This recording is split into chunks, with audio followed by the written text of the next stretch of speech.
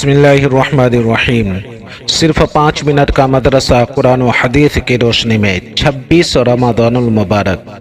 Number 1، اسلامی تاریخ۔ غزوہ احد۔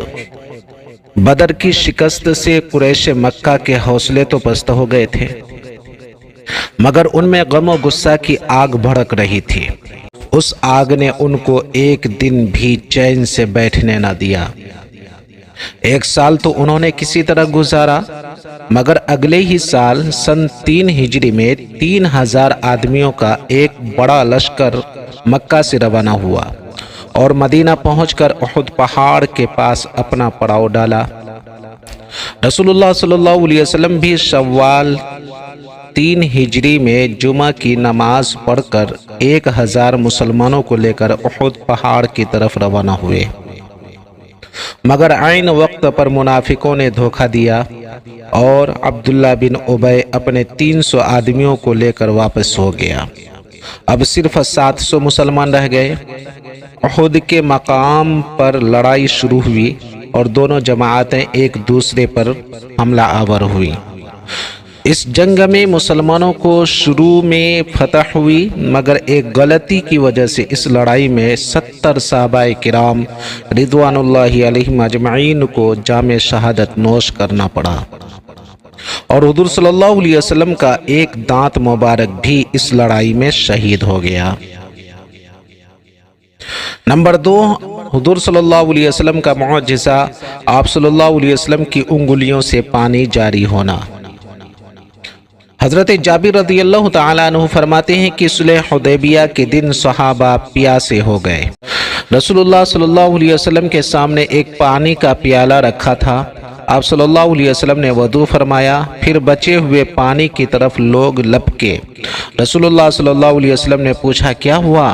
انہوں نے عرض کیا، نہ ہمارے پاس پینے کو پانی ہے اور نہ وضو کرنے کو، بس یہی پانی ہے جو آپ صلی اللہ علیہ وسلم کے سامنے رکھا ہے۔ آپ صلی اللہ علیہ وسلم نے اپنا ہاتھ پیالے میں رکھ دیا، پانی آپ صلی اللہ علیہ وسلم کی انگلیوں میں سے چشمے کی طرح ابلنے لگا۔ ہم نے پیا اور وضو بھی کیا۔ ان سے پوچھا گیا، کتنے آدمی تھے؟ فرمایا 1500 تھے، اور اگر 1,00,000 ہوتے تب بھی کافی ہو جاتا۔ بخاری شریف۔ نمبر 3، ایک فرد کے بارے میں، بیمار کی نماز۔ رسول اللہ صلی اللہ علیہ وسلم نے فرمایا، نماز کھڑے ہو کر ادا کرو، اگر طاقت نہ ہو تو بیٹھ کر ادا کرو، اور اگر اس پر بھی قدرت نہ ہو تو پہلو کے بل لیٹ کر ادا کرو۔ بخاری شریف۔ اگر کوئی بیمار ہو اور کھڑے ہونے پر قادر نہ ہو تو رکوع و سجدہ کے ساتھ بیٹھ کر پڑھے، اگر رکوع و سجدے پر بھی قادر نہ ہو تو اشارے سے پڑھے، اور اگر بیٹھ کر پڑھنے کی طاقت نہ ہو تو لیٹ کر پڑھے۔ نمبر 4، ایک سنت کے بارے میں، بیوی سے ملاقات کے وقت کی دعا۔ رسول اللہ صلی اللہ علیہ وسلم نے فرمایا، جب کوئی شخص اپنی بیوی کے پاس تنہائی میں آئے اور یہ دعا پڑھے، بسم اللہ اللہم جنبنا الشیطان وجنب الشیطان ما رزقتنا، بسم اللہ اللہم جنبنا الشیطان وجنب الشیطان ما رزقتنا۔ اللہ کے نام سے شروع کرتا ہوں، اے اللہ ہمیں شیطان سے بچا، اور جو اولاد ہمیں عطا کرے اس کی بھی شیطان سے حفاظت فرما، تو اس کے بعد جو اولاد پیدا ہوگی شیطان اس کو کبھی نقصان نہیں پہنچا سکتا۔ بخاری شریف۔ نمبر 5، ایک اہم عمل کی فضیلت، مسلمان کی ضرورت پوری کرنا۔ رسول اللہ صلی اللہ علیہ وسلم نے فرمایا، مسلمان کا بھائی ہے، لہذا نہ اس پر ظلم کرے اور نہ اس کو بے یار و مددگار چھوڑ دے۔ جو شخص اپنے بھائی کی ضرورت پوری کرنے میں لگا رہے، اللہ تعالیٰ اس کی ضرورت کو پورا کرنے میں لگے رہتے ہیں، اور جو شخص کسی مسلمان سے ایک پریشانی کو دور کرے گا، اللہ تعالیٰ قیامت کے دن اس کی پریشانی دور کر دے گا، اور جو کسی مسلمان کے عیب کو چھپائے گا تو اللہ تعالیٰ قیامت کے دن اس کے عیب کو چھپائے گا۔ ابو داؤد۔ नंबर 6, एक गुनाह के बारे में नाप तोल में कमी करना।